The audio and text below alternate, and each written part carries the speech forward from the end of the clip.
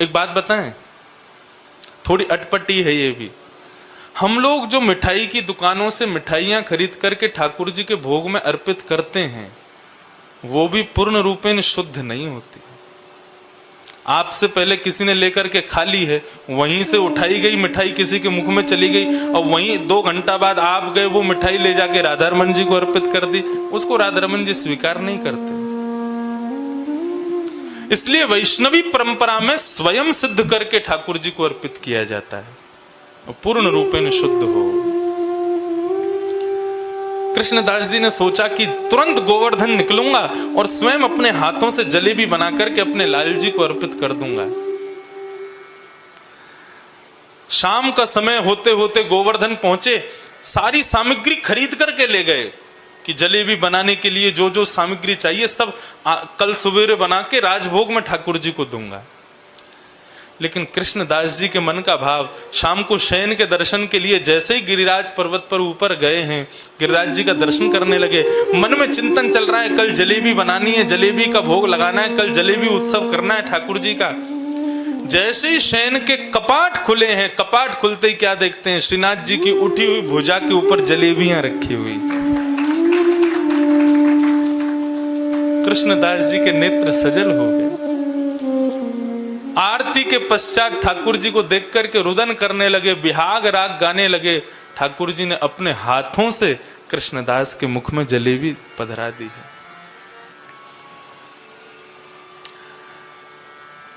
इसको रस नहीं, इसको रास कहते हैं। अपने भक्त की हम ठाकुर जी की इच्छाएं पूरी करते रहें, या हमारे हृदय की इच्छा हमारी ना रह जाए, वो फिर ठाकुर जी की ही इच्छा हो जाए। ये भक्ति की एक पराकाष्ठा है। तो श्री कृष्णदास जी एक बार आगरा गए, तो आगरा में बाजारी कर रहे थे, तभी उनको सुंदर स्वर सुनाई देने लगा, और सुंदर स्वर को सुनकर के कृष्णदास जी का मन विचलित होने लगा। बोले कौन गा रहा है? उस स्वर के पीछे खोजते खोजते खोजते गली में गए, गली से दूसरी गली, दूसरी से तीसरी गली, तभी वे देखते हैं कि एक जगह बड़ी भीड़ लगी है। अंदर प्रवेश करके गए तो चारों तरफ मनचले व्यक्ति खड़े थे, और बीच में घुंघरू अपने पैरों में बांध करके एक वैश्या नृत्य करके गा रही थी। उसके स्वर पर तो कृष्णदास जी एक बार को मोहित हो ही गए थे, लेकिन जब उसका स्वरूप देखा,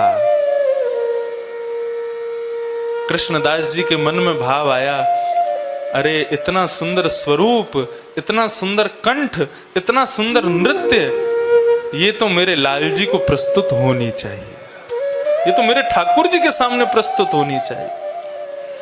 माफ कीजिएगा, किसी के सुंदर रूप को देख करके यदि आप कहते हो कितना सुंदर है, तो वहां पर भी आप एक प्रकार से गलत माने जाओगे। राम राम, इसकी तो दृष्टि खराब है।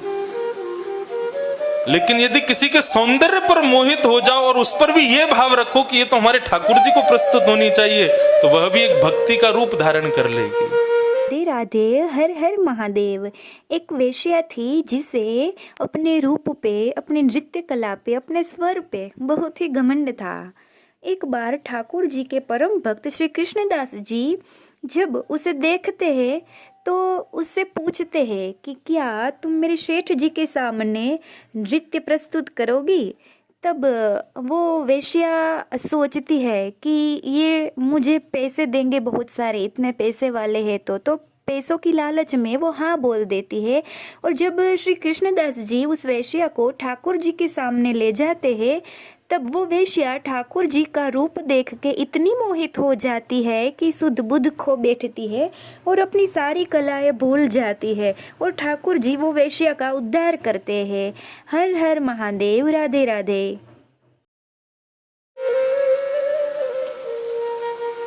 कृष्णदास जी ने उस वैश्या के जब नृत्य पूरा हुआ तब उसके पास गए, और गुमान में खड़ी है, पूरा नगर उसको देखने के लिए लालायित रहता है। कृष्णदास जी जैसे तैसे उसके पास पहुंचे और जाकर के कहा, देवी हमारे सेठ जी के सामने नृत्य करोगी? वो ध्यान ही नहीं दे रही थी कृष्णदास जी पे। बोले कहाँ है तुम्हारे सेठ जी? बोले गोवर्धन में। गोवर्धन तो बहुत दूर है यहां से। अरे जो लगेगा हम दे देंगे। वैश्या ने कहा 50 रुपया लगेगा। उस समय के बहुत होते थे। कृष्णदास जी ने 100 रुपया तो तभी दे दिया।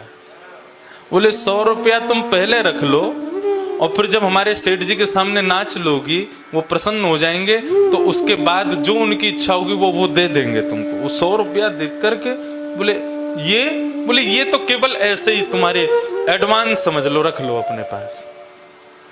वैश्या तो मोहित हो गई। बोले यहां तो मुझे लगता है इतना धन मिलेगा कि मुझे फिर किसी से मांगने की जरूरत नहीं। जब सेठ जी का सेवक इतना उदार है तो सेठ जी कितने उदार होंगे। कब चलना है? बोले कि कल सवेरे प्रातः काल ब्रह्म बेला में चलेंगे और शयन के हमारे सेठ जी सोएंगे, शयन के समय तक हम पहुंच जाएंगे, तब तुम नृत्य करके दिखाना। ठीक है। प्रातः काल बैलगाड़ी लेकर के कृष्णदास जी पहुंच गए और वैश्या को साथ बैठा करके ले जा रहे हैं। और मनी मन कृष्णदास जी ठाकुर जी का चिंतन करते जा रहे हैं, लाल जी आज आप प्रसन्न हो जाओगे। आपकी सेवा के लिए एक अद्भुत कंठ आ रहा है, एक अद्भुत स्वरूप आ रहा है, एक अद्भुत नृत्य आ रहा है, सब ठाकुर जी को अर्पित। शाम का समय पहुंचे, वैश्या तैयार होकर के मंदिर में पहुंची। अभी तक भी उसको नहीं पता था मैं कोई मंदिर में हूं। कृष्णदास जी से बोलती कहां है आपके सेठ जी? पर्दा लगा था। बोले अभी भोजन कर रहे हैं, जैसे ही भोग पूरा हो जाएगा उसके बाद सेठ जी सामने सिंहासन पर बैठे हैं, तुम नृत्य करना शुरू कर देना।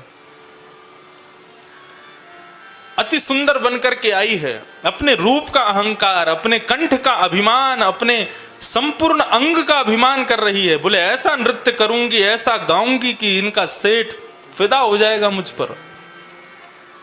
लेकिन उसको क्या पता था कि फिदा कौन होने वाला है। कृष्णदास जी ने उसको व्यवस्थित कर दिया। बोले टकटकी लगा करके देखो पर्दा खुलने वाला है बस। और कृष्णदास जी एक कोने में खंबे से सिर लगा करके खड़े हो गए। बोले अब क्या लीला होने वाली है लाल जी की। जैसे ही गुसाई जी ने कपाट खोले हैं, एक भुजा ऊर्ध्वबाहु, दूसरी भुजा कंठ पर, अपने कटी भाग पर, और कमल नयन श्रीनाथ जी का जैसे ही उसने दर्शन किया है, स्तब्ध हो गई। मुखमंडल को देख करके उसके संपूर्ण शरीर के रोए मानो नृत्य करने लगे। कृष्णदास जी इशारा करने लगे कुछ गाओ, तो कंठ भर आया। जितने स्वर राग रागनियों को जानती थी सब विस्मृत हो गए। कृष्णदास जी कहने लगे नृत्य करो, तो धरती कहीं है, पैर जाता कहीं है, मन की दशा कछु और ही बहीर। तब अंत में वो समझ गई कि मैं कुछ नहीं कर पाऊंगी, क्योंकि अपने पर अभिमान था ना कि मैं ये जानती हूं, ये जानती हूं। उनके लिए पूर्ण समर्पण नहीं था मेरे हृदय में। तब वो कृष्णदास जी के सामने हाथ जोड़ती, बोले मेरे बस की नहीं है अब कुछ गाना, आप ही कुछ गा दीजिए। तब कृष्णदास जी के उस भाव को गाया गया। आहा, गिरधर छवि पे क्यों मेरो मन, गिरधर छवि पे क्यों मेरो मन, गिरधर छवि पे क्यों मेरो मन, गिरधर छवि पे ओ मेरो मन, गिरधर छवि पे क्यों मेरो मन, गिरधर छवि पे क्यों ओ मेरो मन, गिरधर छवि पे क्यों मेरो मन, गिरधर छवि पे क्यों।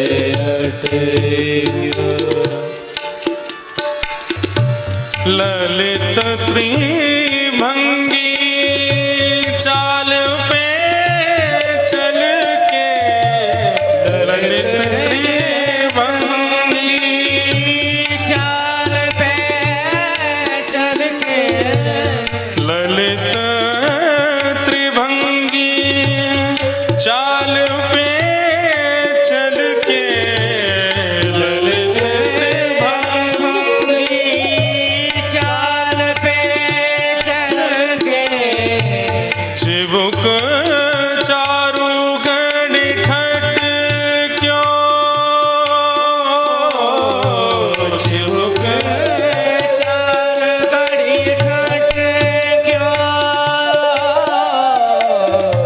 चिबुक चारु गण ठट क्यों, चिबुक चारु गण ठट क्यों, मेरो मन गिरधर छवि पे हट क्यों, मेरो मन गिरधर छवि पे हट क्यों, ओ मेरो मन गिरधर छवि पे हट, मेरो मन गिरधर छवि पे हट क्यों।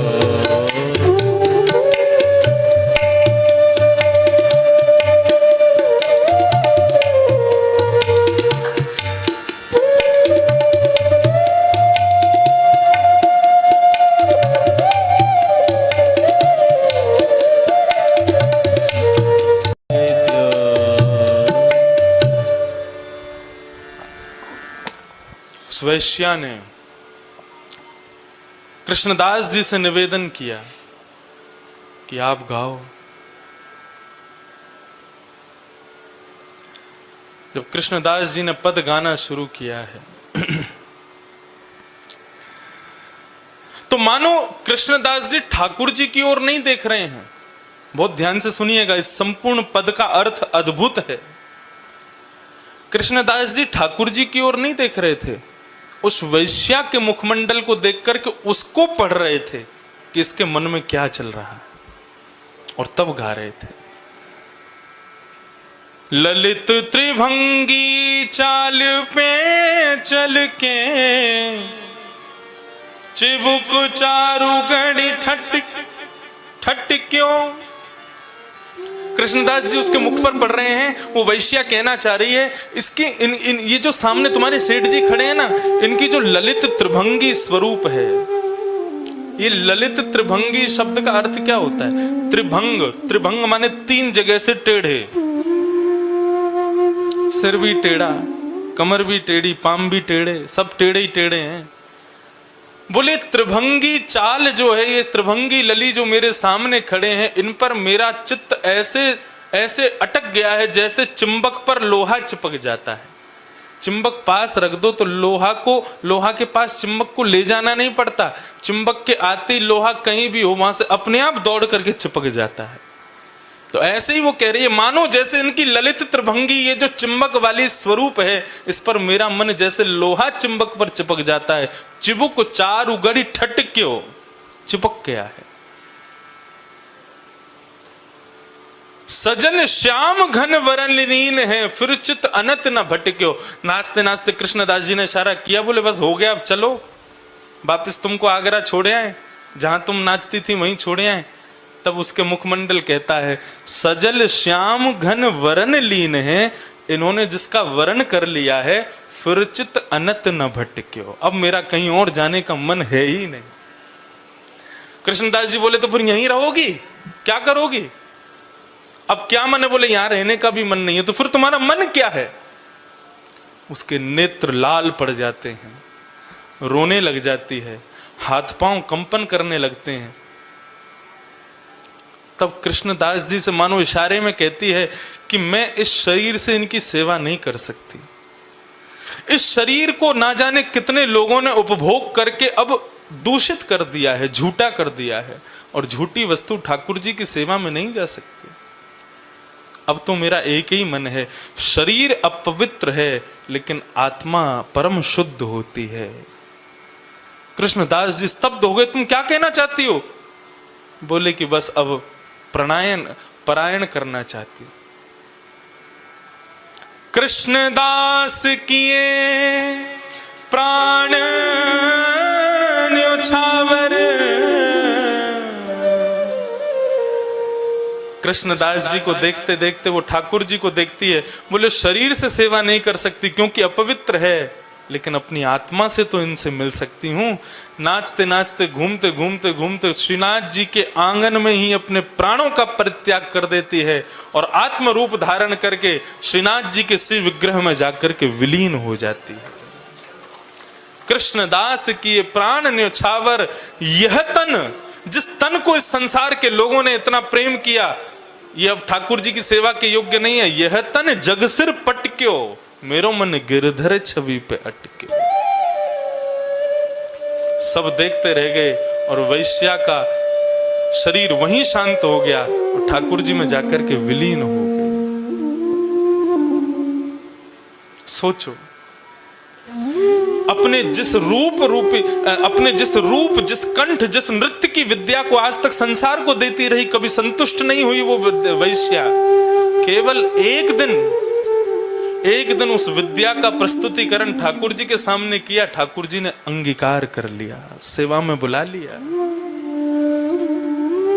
और थोड़ी देर में श्रीमद वल्लभाचार्य जी आदि समस्त वैष्णव जनों को दर्शन हुआ। क्या? ठाकुर जी के लीला में जितने सखा सहचरी हैं, उन सहचरियों में एक वो वैश्या भी खड़ी है। ठाकुर जी उसको अपनी अंतःपुर की लीला में ले गए। विद्या कहने का अभिप्राय केवल इतना है, जिस विद्या को ठाकुर जी ने सुसंपन्न करके आपको दिया है, उस विद्या का प्रस्तुतिकरण उन्हीं के लिए कीजिए, संसार के लिए मत कीजिए। आपकी पाक विद्या बहुत अच्छी है। मैं आपको बहुत बड़ी गूढ़ रहस्य की बात बता रहा हूं। यदि हाथ से भोजन बहुत अच्छा बनता है तो आपको नाम जप की जरूरत नहीं है, आपको तीर्थ यात्रा करने की जरूरत नहीं है, और एक बार को बोलूं सत्संग की भी जरूरत नहीं है। बस भोजन इतना स्वादिष्ट बना के ठाकुर जी को पवाओ, ठाकुर जी उसी से रीझ जाएंगे, उसी से आपके हो जाएंगे। लेकिन बनाओ इसी भाव से कि मैं अपने लाल जी के लिए बना रहा हूं।